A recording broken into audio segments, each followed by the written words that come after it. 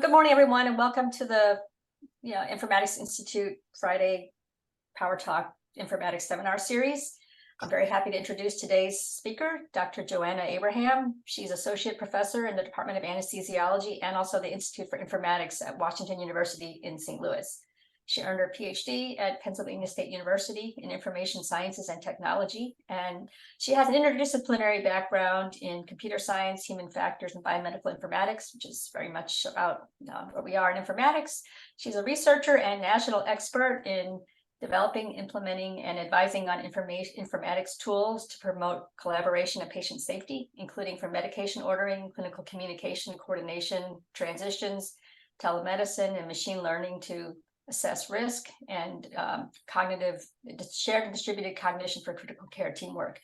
She has her tools have been implemented in multiple hospitals, and she's had over 60 peer-reviewed publications in leading journals in informatics and patient safety. She has multiple been awarded and serves on national panels on patient safety, and also been elected as a fellow of the American Medical Informatics Association, so FAMIA, and also most recently she's a FACMI, so fellow of the American College of Medical Informatics. And her talk has to do with these topics: augmenting, postoperative, handoffs. Thank you, Amy. I do appreciate the opportunity to present this research at the Informatics Institute, and I'm really happy to present some of the recent research work that I've been doing related to postoperative handoffs. To begin, I'll just start off. Let me see if my slide advances. Just to give you some background on patient transfers and what postoperative handoffs mean. So there are over 300 million surgeries that happen worldwide, and of which approximately 55 million is just conducted in the US. And usually, typically, patients are transferred from the OR for postoperative recovery to the ICU, depending on the type of surgery. And I'm mostly interested in OR to ICU transfers. So in addition to the setup and the equipment that's been transferred, we also have a transfer of information, control, and responsibility from the OR team to the ICU team, and that's what is referred to as handoffs. Handoffs are usually used as a forum for maintaining care continuity, and the main function is information processing, which is basically focused on transferring information, accurate and complete information across from the OR team to the ICU team. In addition to information processing, there are other related functions that have been highlighted in research, such as shared cognition. Many of you have heard the words team mental model or shared mental model that needs to be built. Just to show you again, it's a team-based approach. So this is really critical for maintaining care continuity across the teams. The other functions related to handoffs are resilience, which means can you identify errors and detect errors in time during these handoff processes and recover from them? And the idea is that when you have a new team taking over, they probably can bring in this fresh eye perspective to handoffs and identify those errors or mistakes that happen during these processes. The last one that's been highlighted in research by several people are the notion of stereotypical narratives. So usually when you do handoffs, you try to talk about the narrative in such a way, okay, this is a typical AKI patient with so-and-so conditions, and this is the surgery that was performed. What researchers have published related to stereotypical narratives is trying to highlight the deviations from the narrative so that you can look at those outlier cases or risks so that you can talk more about those during these handoff events. So to ensure safety in handoffs, and handoffs has actually become a big safety threat, and to ensure safety during handoffs, the Joint Commission came up with this goal that all hospitals need to implement or adhere to some kind of standardized approach to communication, and also include an opportunity to ask and respond to questions. And to adhere to this goal, you'll see that several institutions and hospitals in the United States started focusing on using protocols. Protocols are basically like a process-based guide as to what needs to happen. As I mentioned earlier, it's really moving patients from the OR to another location. So there's a lot of coordination that has to happen. For instance, the thing that's marked here in red is 30 or 45 minutes before the patient arrives in the ICU, there needs to be a phone call that's made, making sure that people in the ICU are prepared for the patient from the OR and so forth. So you'll see that there are different steps that need to be done before the patient gets there. And the second graphic I have here is related to a checklist. It's basically what kinds of information elements need to be transferred during these handoffs. And you can see, like I mentioned earlier, it's a team-based approach, and you'll see there's a handoff leader that starts that gives a timeout for all the participants during handoffs.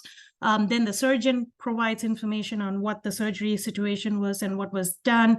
And then you have the anesthesiologist who talks about the anesthesiology course and the current state of the patient and what needs to be done. And finally, you come back to the handoff leader, who then gives you this opportunity to ask and respond to questions. So it's pretty straightforward in terms of how the checklist is designed based on the information elements that need to be transferred in such a way that you can still maintain care continuity. So most hospitals started approaching this using protocols and checklists, and you have certain institutions that actually did both, where you can have a bundled approach.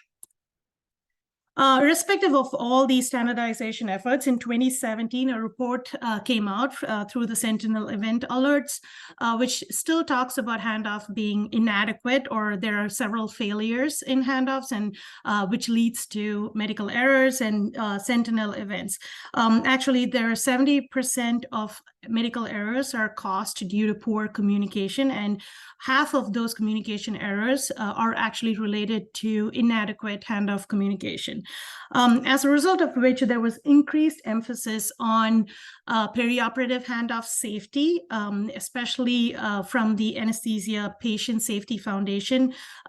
Because I'm interested in perioperative handoffs, that's the organization that gives us guidelines in what needs to be done for improvements. So the first thing that they did was they came up with this conference where they got people together to come up with a statement in terms of how to achieve consensus on getting it right. So we all realized that, recognize that there are handoff failures in different parts from in the perioperative spectrum. It could be OR, within the OR, it could be OR to ICU, OR to PACU, and so forth. So there was a lot of emphasis around that.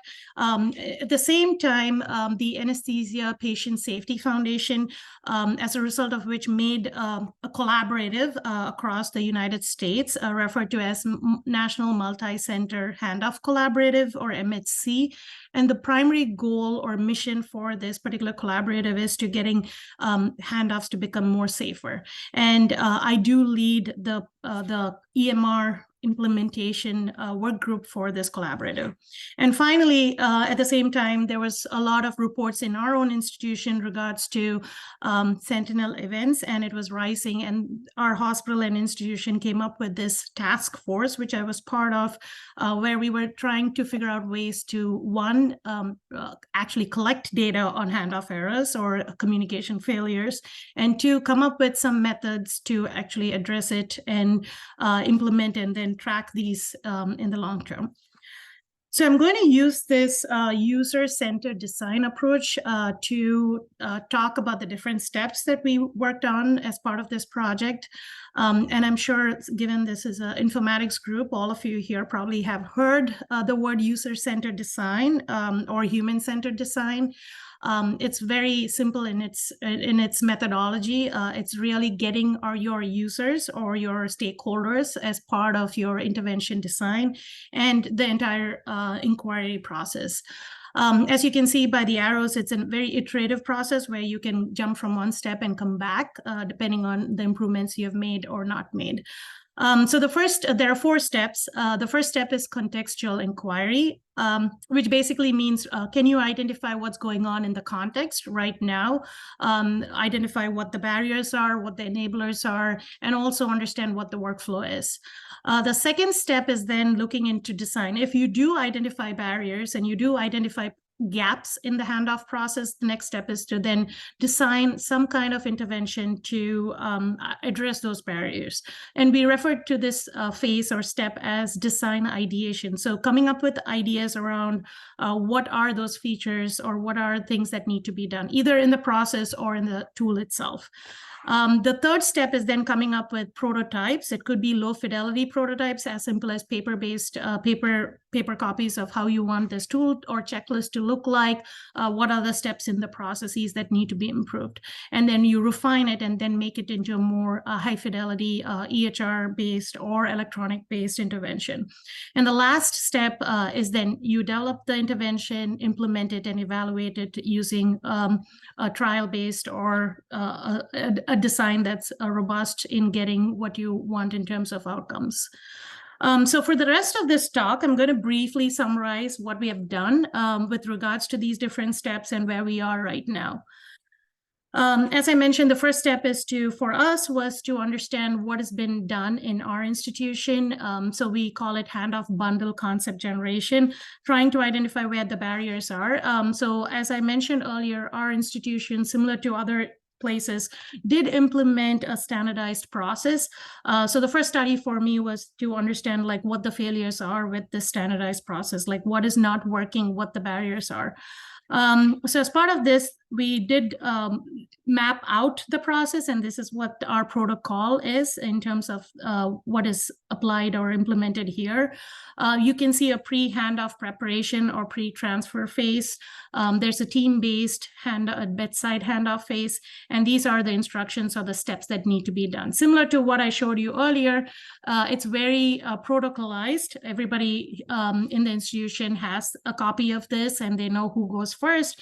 There's a turn-taking behavior here. You have the circulating reporting nurse as the handoff leader who provides information. Then you have the surgeon or the surgeon's team providing the report. And finally, you have the anesthesiology team who provides their report. And in the receiving side at our institution, which is very unique to our setting, in addition to the ICU team, typically you have the OR team and the ICU team, but at our setting, we do have an EICU team as well. Probably you all are familiar with EICU, so it's basically a telemedicine ICU setup that we have at WashU, and all their particular role in handoffs is trying to participate in this handoff process as part of the receiving team. So they're a remotely placed clinician who actually participates with audio and video feed for these handoffs. We also have a checklist in place, and this is the information transfer or communication checklist. And this gives you a list of information pieces that need to be transferred by the anesthesiology team and the surgery team. So some examples are the anesthesia team provides information on the surgery performed, the type of anesthesia provided, allergies, and so forth. And you have the surgery team that talks about the actual surgery and then the surgical findings, blood work, blood loss, and other things. So this is the process that we had at our setting. And our first step in this observational contextual inquiry phase was to understand what is going on. And as a result of our several months of observations, interviews, and focus groups, we did identify several barriers to handoff safety, irrespective of the handoff standardization tool that was implemented at our setting. So as I mentioned earlier, this is the process. You have the OR team to the ICU team. There's a pre-handoff preparation phase in the protocol I mentioned, and some of the things that we noticed early on was the timing was not right in terms of when the preparation happened. The notifications were sometimes missed. People would not notify the ICU team that a transfer is happening, and there was no preparation for the report itself. Some of the team members, such as the anesthesiology team or surgical team, have no time to actually take time out of their surgery to prepare for this report. Transfer and setup phase is after they've transferred. We did identify that there were issues with regards to delaying the reports. There's a lot you can imagine. If you go to the ICU, setting, you'll see that there are lots of things that happen in the ICU. And when you have two teams, the OR team, the patient on their bed, as well as the ICU team, there's a lot of distractions, noise. It is hard to team because you just can't get everybody in the same room at the bedside to do these handoffs, and it's just cramped because it's one room where you have all these people standing around the bed. In terms of the handoff delivery itself, the handoffs happen at bedside in the ICU. We did notice that there was definitely poor handoff attendance. Not everybody in the protocol actually attended these handoffs. Even if people did attend, there was selective attention or distractions because they would have side conversations during handoffs where the process actually was not being done. There was a lot of omissions. We did track the information that was transferred using the checklist. And the other thing that we noticed was the checklist and the protocol that we showed earlier was not EHR accessible. So people really never knew, unless they memorized all the information about the patient and the checklist. It was hard for them to identify or communicate the critical pieces of information to the receiving team. And the last phase that we identified was the post-handoff phase. This is the phase after the handoff communication happened, where they give you some information on any questions and have some post-transfer discussion. As it is important with any communication event, there's limited guidance on what the contingency plans are if things didn't work out well for the patient.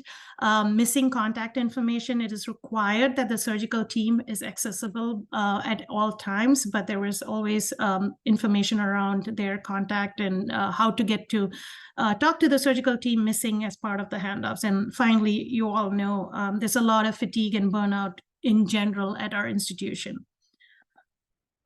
We also did a compliance study just to see whether everybody is actually complying or adhering to the standardized handoff bundle, because as per the Joint Commission, if you have a standardized process and a checklist, the goal is that these will lead to better handoff quality and safety.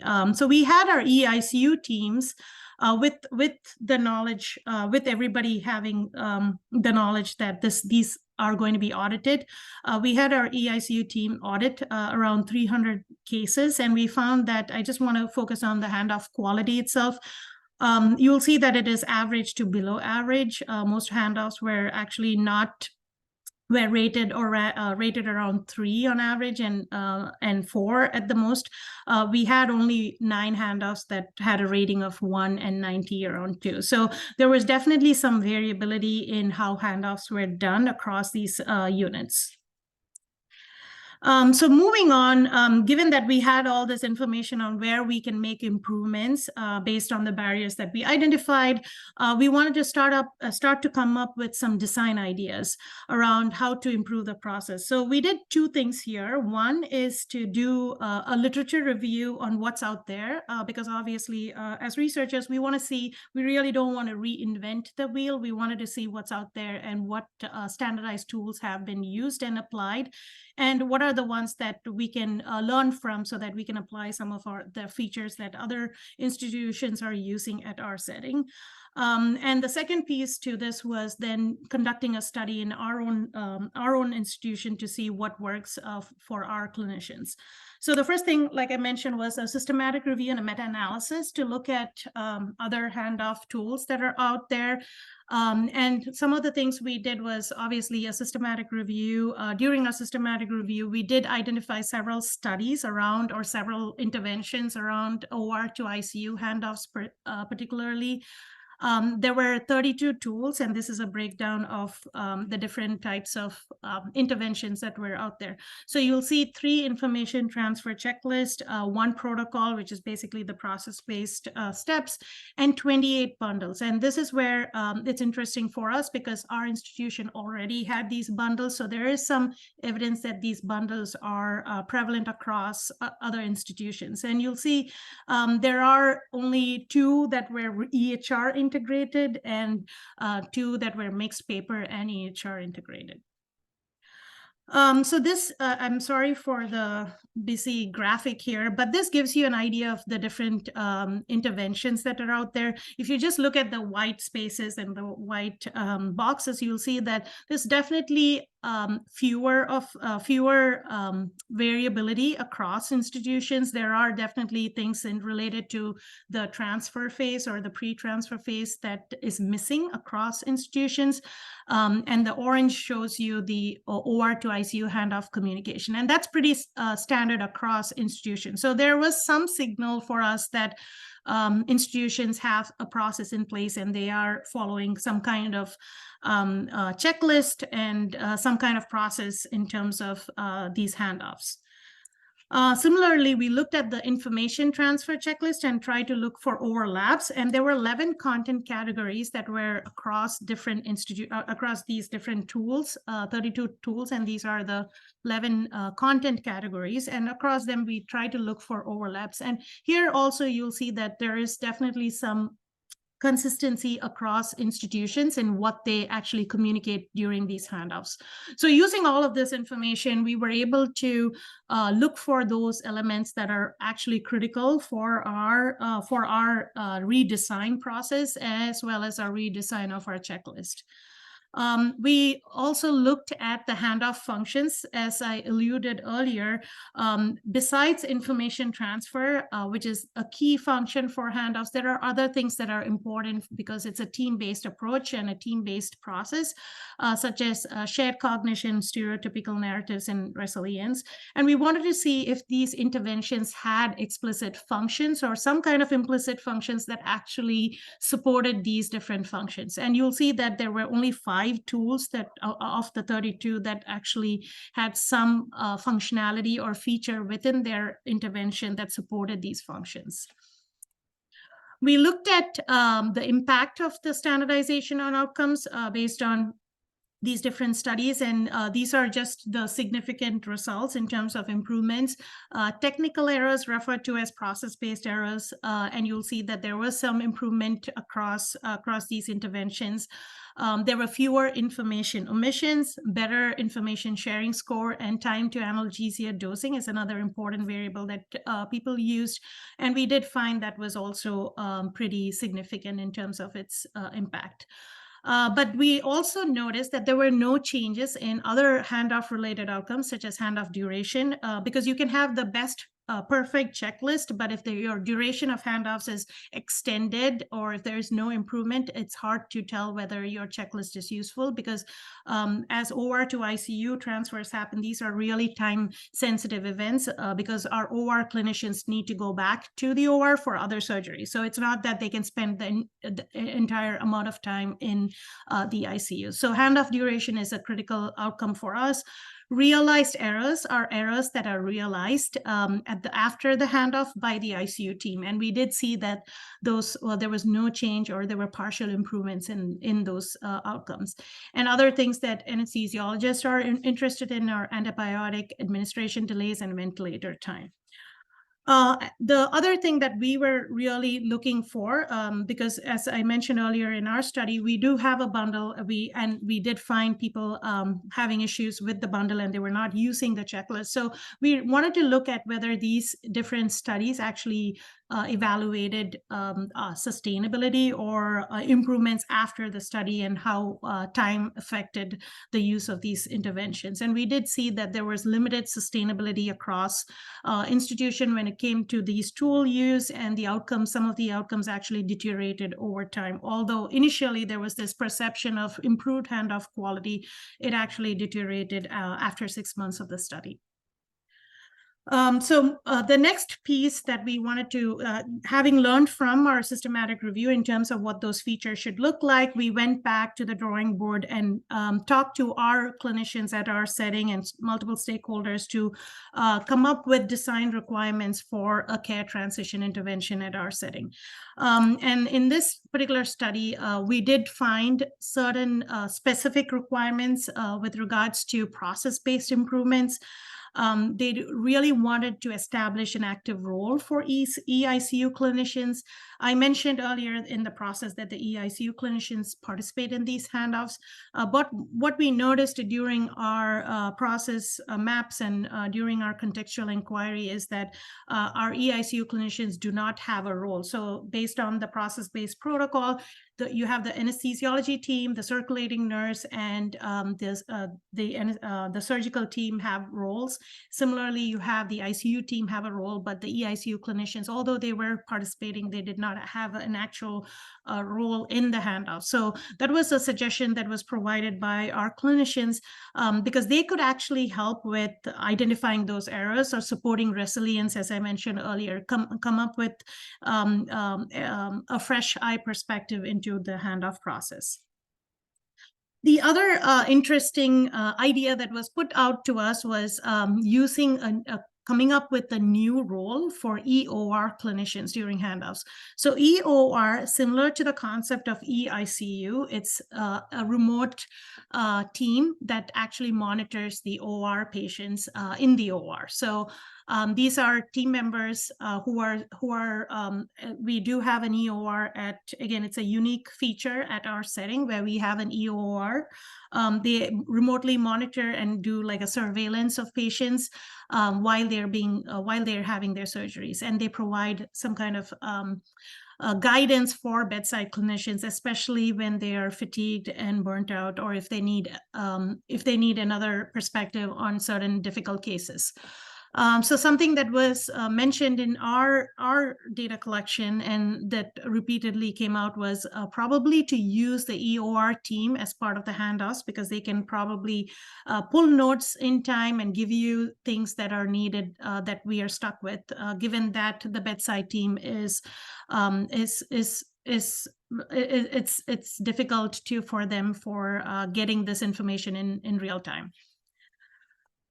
So in terms of information checklist requirements, we did a process referred to as cart sorting. It's a user-centered approach where you come up with a list of elements and you get clinicians to work together and sort elements based on what are the must-haves, which we refer to as core elements. Flexible elements are maybes, and unnecessary is like things that they don't need. This is really important if you want to have a list of information in terms of coming up with a tool that it does not have all the information, but the actual must-haves for every patient. And our clinicians came, and when I say clinicians, it included surgical team members, it included ICU team members, it included anesthesiologists as well. So they came up with these lists, and we categorized it based on those core, flexible, and unnecessary elements. So using this information, some of the things that came out during our focus group interviews were that they want to really look at patient risks and try to, instead of having a standardized list for everyone, trying to come up with something that's more patient-centered and tailored to patients' issues. So as a quote here, some patient issues just don't fit the standardized structure. So it was really important for us to come up with some adaptive mechanism so that we can show the most important information based on patient's risks or surgical situation. And you have other team members here do talk about it's just harder to find details when you look for these information, and they really feel that a standardized checklist or a process is definitely cluttering up the report because you're focusing on the wrong things during these reports, or at the other end, you're just not focusing on anything because there's a lot of information that's being transferred. So some of the ideas that came out was we really need something that is more flexible and that's more patient-centered over a complete standardized structure. Other things that also came up was patient risks were a key piece, as I mentioned earlier, but they also wanted to look at risk factors, things that contribute to these risks. So we do have clinicians talking about, I do care about why a patient is at a risk for something. If they have a risk for mortality, in this case, they want to see, okay, is it an elevated risk, or is it normal for this patient to have this risk based on the comorbidities for this patient? So there were definitely things that came up in terms of risk factors. Other things that our ICU nurses were interested, especially because they provide the management and care management process after the patients are being transferred, is how can we prevent those risks? Once you know what those complications are, you can probably do things in the ICU that can prevent them and can actually lead to better risk management strategies. The other things that were pointed out during our focus groups were we really don't want to see all risks, because some of those risks may not be things that are actionable. Like, let's say you can change patient's age, or you cannot change patient's smoking status, but there are things that you can do in the ICU that can be helpful and can mitigate some of those risks. So people were really keen on only showing or having modifiable patient risks so that suggestions can be provided for mitigating those. So as examples here, like what might change something I do? So can I do something in the ICU that can change the trajectory for the patient?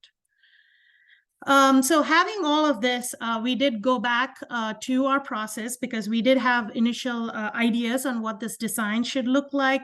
We had a good sense of the information checklist, and also had a good sense of what the process should look like. But this whole idea around risks and risk factors were actually very new to us.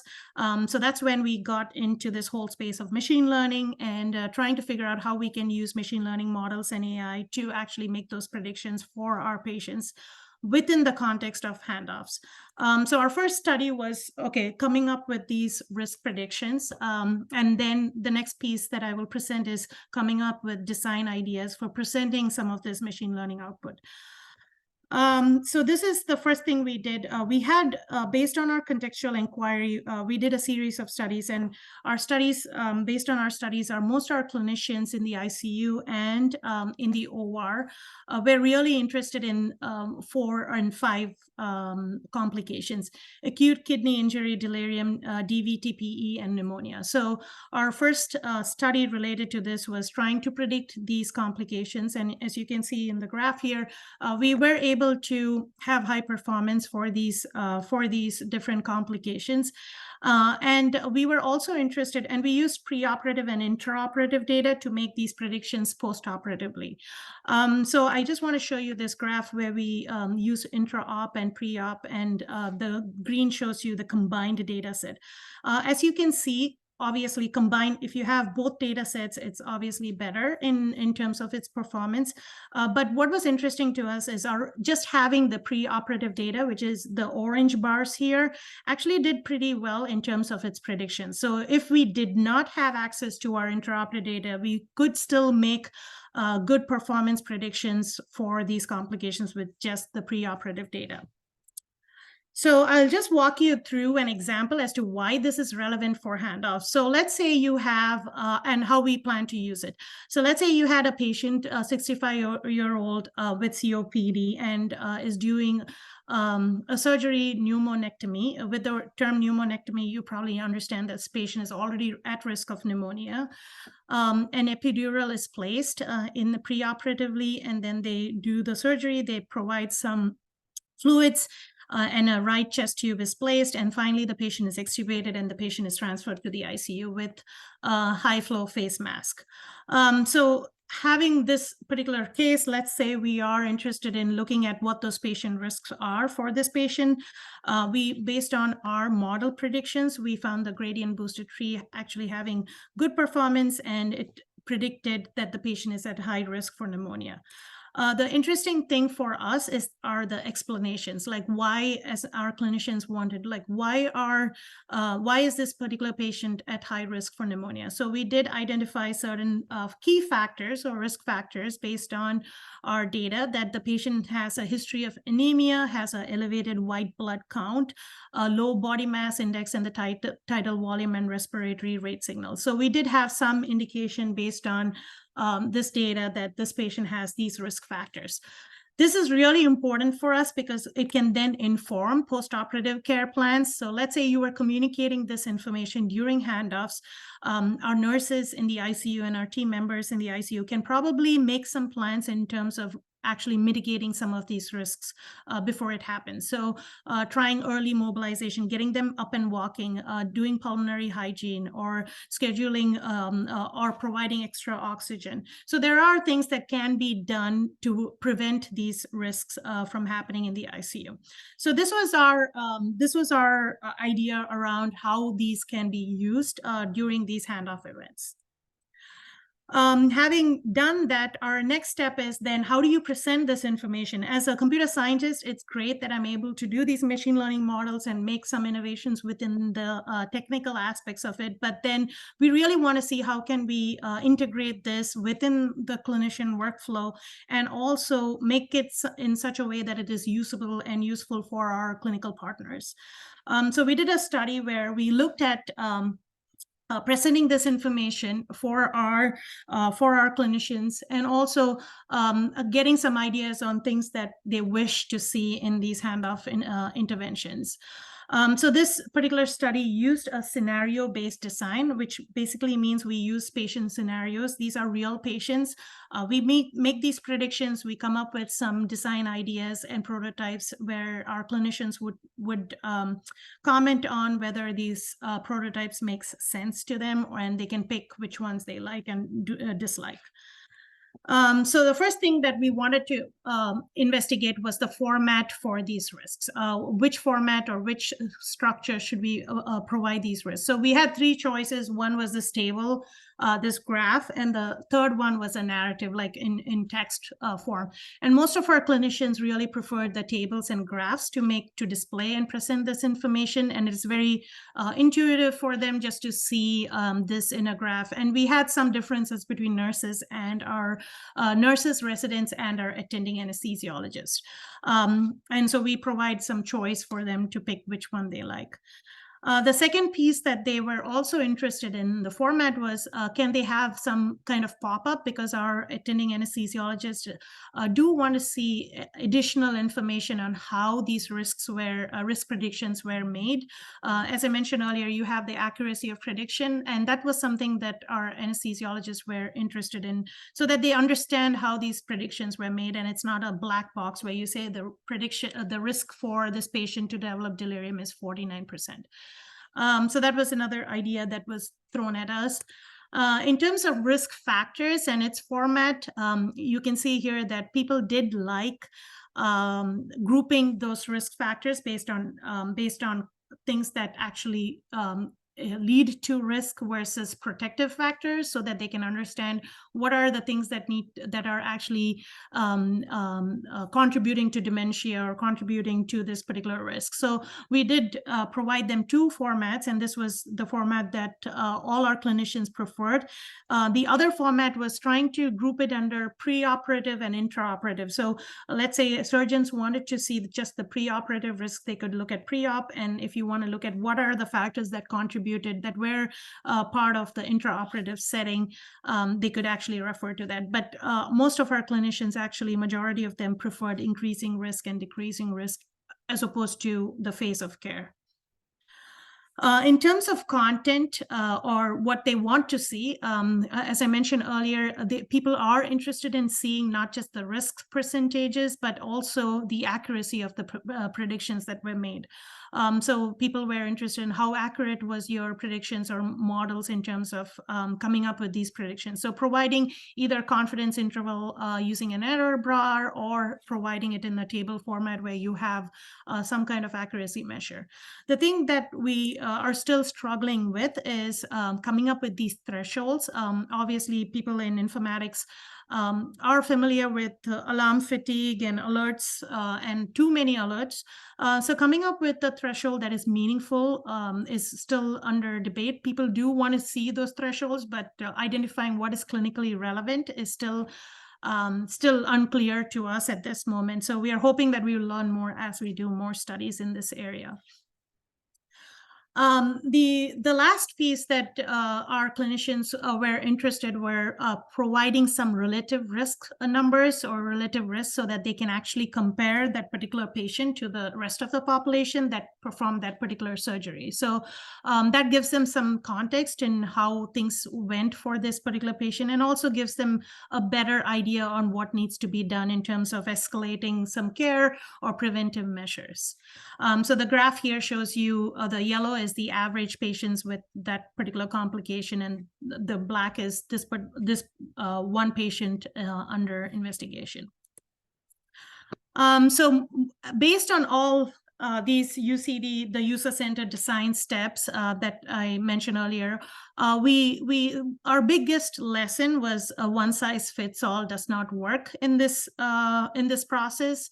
And we need to really move away from rigid standardized approaches to more flexible standardized approaches. So we came up with this term that, okay, we need more intelligent or smart handoffs, something that's more personalized as opposed to just providing a checklist of patient aid surgery and so forth, but rather say Abraham surgical procedure, whatever is specific to my surgery. So two things that we learned from this work was that, one, we needed to re-engineer our process at our setting by incorporating our telemedicine team members, both EOR and EICU, and that can support identifying errors, bringing in a fresh eye perspective, support anticipatory or contingency planning, and finally, it just helps with the extra set of eyes or extra set of feedback that you get from a telemedicine group that are not at bedside. And the other piece is we need to come up with ideas around redesigning the handoff content. And one of the things that we learned in our study at our setting was using machine learning or AI augmented reports to support this information processing, shared cognition, and stereotypical narratives, where you can actually, instead of talking about instead of communicating every piece of information, you can spend more time talking about patient risks and what needs to be done to avoid those risks. So I have done a significant amount of work in this area. So it's something that I'm super passionate about and I believe in. So if any of you are interested in any of this, there are a few articles just talking about flexible standardization and how we can use technology and artificial intelligence to support handoff processes. So this is where we are right now in this particular project. We are working on developing this handoff bundle and implementing and evaluating it. It's still in its early stages. We are hoping that in 2.5 years we will have everything figured out, but we are still trying to figure out how this is going to be implemented, and then conduct a study which actually gives us results on improvements or no improvements. So that's where we are, and this gives you an idea of what we have pictured. So we have, as I mentioned earlier, we have the telemedicine augmented handoff process at the top. You have the telemedicine teams, you have the EOR clinicians and the EICU clinicians who would be part of this process. And then you have the usual process where you have the bedside team providing these handoffs. So there all these things that are colored in purple are the steps in the protocol. And the piece that is here is related to the machine learning augmented report, where we have a personalized risk score. And for people who are interested in understanding the risk factors, they can click on a button and then they get all the data related to the risk explanations itself and a report on how these were done. So to close, I just want to give you a sense of, because the talk here was mainly related to the tool and intervention itself, but we do have other areas of research or opportunities that we want to focus on. So we published a roadmap for perioperative handoffs 2.0, which is basically where should this field or research and practice go towards, or where should it, what the next steps should look like. So we have identified 5 clusters. The first cluster is really trying to figure out what this protocol should look like. And for those of you who understand the handoff space, there's a lot of debate around national standards, measuring outcomes, methodologies, because there's no gold standard for handoff in itself. So every handoff is different, especially with all these personalization. It's just difficult to say that whether we missed any information for across patients. So there's a lot of research in the methodology space that needs to be done. The cluster 2 is really focused on the teams, just understanding how to build a good team. How do you come up with psychological safety within a team where everybody can open up and speak up when there is an error? And how do you change the organizational culture? Because it is hard to implement tools without a team-based culture as part of the organization. Cluster 3 and cluster 4 are the ones where I'm focused on mostly, where we are looking at the process changes, workflow redesign. There's a lot of work that needs to be done with regards to patient-family engagement. There are very, very, very few articles talking about how to involve or integrate patients and families into these handoff processes. For OR to ICU handoffs, it's difficult because patients are usually intubated and they're not in a position to be part of it. But there are other perioperative handoffs where we feel families can be involved and patients can be involved as part of it. Tools and cognitive aids are things that I mentioned earlier. We are in this phase where we want to have more adaptive cognitive aids and augmented tools as opposed to a standardized paper-based or EHR checklist. And the last piece that we want to focus on is on education and training. So we are interested in coming up with curriculums where they emphasize the importance of these risks and just emphasizing those, learning more about the outliers as opposed to the typical narratives. So you can actually look at and use this as a learning forum for understanding what goes wrong and what those strategies should look like. And also trying to come up with a communication program. So it's more part of the curriculum as opposed to a separate thing that you that you learn or experience during your practice. So that's, and if you're interested in any of these, I would encourage folks to look at this conference report. This was a conference design studio that we conducted a year ago, which talks about how these different clusters were formed and also where the field should move forward.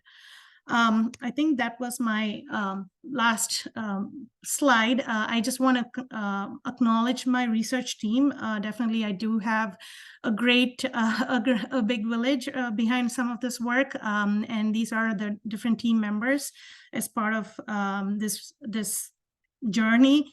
And then in terms of funding, we do have funding from several institutions. ARC is the most recent R01 that is actually, that I mentioned as part of UCD Step 4, where we are working on an R01 which actually evaluates this process. And I did receive internal funding while I was starting this work. And NINR is the funding for the telemedicine piece. So with that, I will stop and see if any of you have any questions for me.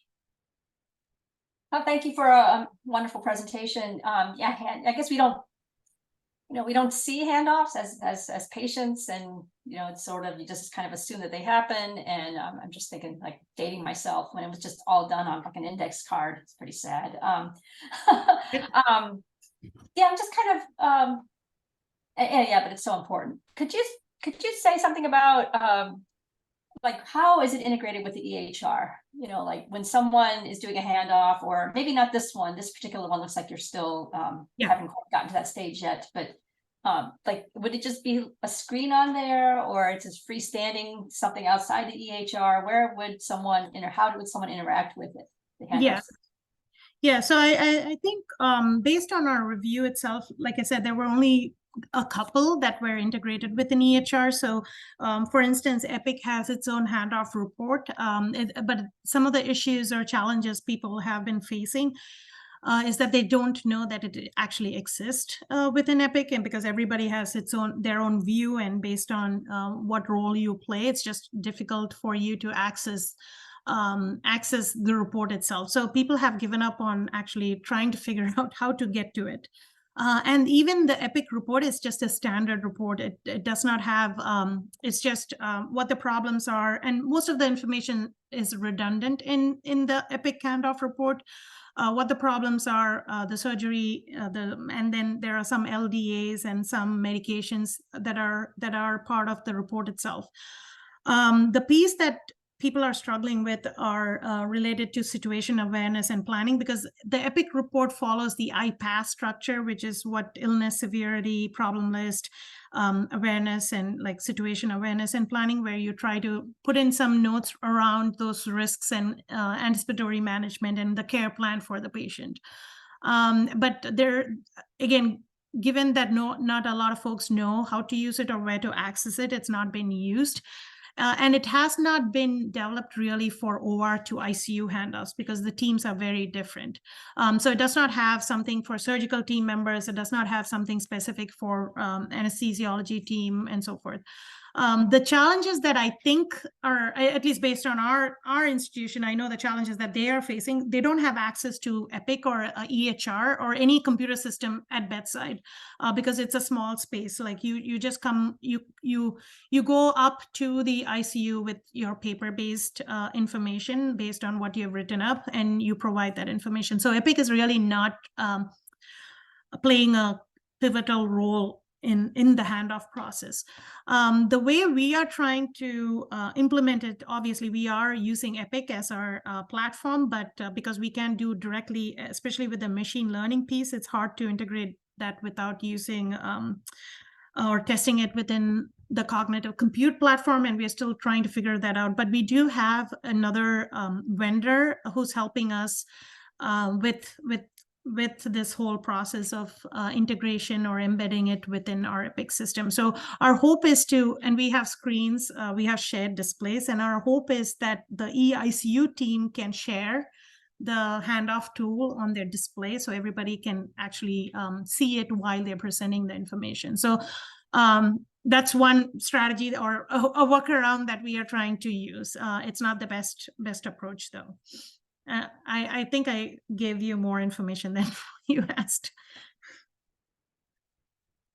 I see Hope had a question. I do, thank you. How did you go about recruiting participants? Did you send out surveys to handoff team members at various institutions? What did you do? Yeah, so we do. Yeah, that's an important thing, because without our participants, we can do the study. So we start off, all the studies I do start off with observations so that we understand who the people are. And also they get an idea of who we are as researchers and our goals behind the research. So we always do like a month or month and a half of just observing our participants, observing the setting, understanding the process before we jump into more structured ways of collecting information. So we have done, we do interviews, we schedule interviews, we email folks based on our IRB rules. And we have flyers out for people who are interested in reaching out to us. And we just email them, and it's mainly word of mouth. They probably would have seen us observing them prior to our cold email, so they already have some sense of what's happening and what the study is about. So people have been, so far, I've had at least, again, what I presented here is just one snapshot of the study, but I've had across these studies at least maybe 80 participants or 80 clinicians who have participated in different phases, and without any incentives, with zero incentives. So it's been really really mind-blowing to see, and I'm really appreciating people's time, because they really want to help in terms of improving the process. And I think, again, I'm part of anesthesiology, which makes a big difference because they see me as one of them, as opposed to if I was just in another department, it may be different. So it's been really easy to get clinicians participate and give their time to do these different processes. So we have done interviews and focus groups as well. So, but no surveys yet. Okay, thank you so much. Sorry. Yeah, I was kind of following up on Hope's question that recruiting participants, that I was wondering how even acceptance of, kind of like you're telling someone how to do their clinical workflow, and I could see some people being resistant to that unless they already feel like the system is so flawed that they're happy to have you have it be helpful in a systematic way. So I'm kind of wondering, how that goes. Yeah, so that part I don't know yet, because we haven't tested our intervention or implemented anything yet. So we are still trying to learn the different pieces and finding out ways to revise their workflow. So we are yet to learn more about, okay, once we get people to do it, how people are going to react. So I don't know yet, but at least in theory, I know we would have a lot of educational and awareness presentation so that people understand the importance of the errors that are happening right now. And like I said, I'm part of this perioperative handoff task force. So it really helps in presenting this at a regular interval. So we do presentations, we make changes. If we do make changes, we come back to them saying that, okay, these were the changes that were made, and get more feedback. So they're actually part of the process. And that's why this whole user-centered design is not in name only. It's really important to involve them. And we use other implementation science methodologies. So there's one methodology that we rely on, or we plan to rely on, is implementation planning approach, where you have an advisory board that you bring together who are stakeholders. It could be nursing managers or people at bedside who are the ones who are actually implementing it. And you get them involved and they decide the process. So what I've presented in terms of my last slide, where, okay, this is what I want to do, or this is based on what I've learned over the years. But really, in reality, it is going back to them with that proposed model and see what actually can happen, what can be done. From a technical standpoint, we know this process will work. But again, in reality, is it adding more steps to their process? Are they worried about having this big brother watching over them and providing additional information? So those are things that we are still trying to figure out, and we do rely on this approach to bring them together, participate in these stakeholder advisory board meetings every 2 to 3 weeks, so that they give us ideas on how to do it, as opposed to us providing them information on how it should be done. So there's a lot of learning that we do along the way in terms of implementing it. But yeah, we haven't done that yet. So I will report back once I have that information. Yeah, I had asked about EHR integration. So when you roll this out, or even for evaluation, how do you think that people will get to it? Will it be like a paper freestanding thing, Yeah. or So plug in? Yeah, so it is going to be part of the Epic. It is going to be part of the EHR. It is just that it won't be directly on the Epics. So I work with analysts with the Epic team as well. So it's not, because I don't have any evidence that it will work yet, because we are yet to do the evaluation. So till I get that, I'm not implementing it directly into the Epic platform, but we are using this middle person or middle vendor I mentioned earlier, who has a single sign-on as part of Epic, so they can still access this software or this handoff report as while they're within Epic. Because the issue is, when you have other standalone tools, the issue is that clinicians would have to have an additional sign-on, or it's hard to go to a separate software or a separate website to figure out what the information is. So the idea is that we can have something within Epic so they can actually see it. It's very seamless for them. They will see the report, but it's not really part of an Epic installation per se. Okay, yeah, thanks. All right, well, I think we're at our time. We're past time. Sorry. Thanks for sticking around till the end. Oh, wow. We have only 3 people here now. Well, yeah. Any final comments or questions from everybody before we say goodbye? Would you use your stakeholder advisory board to do more of a heuristic evaluation of the process? Yes. Okay. Yes. Okay. Yes. That's so we do have heuristic evaluation. So for the heuristic, okay, let me take that back.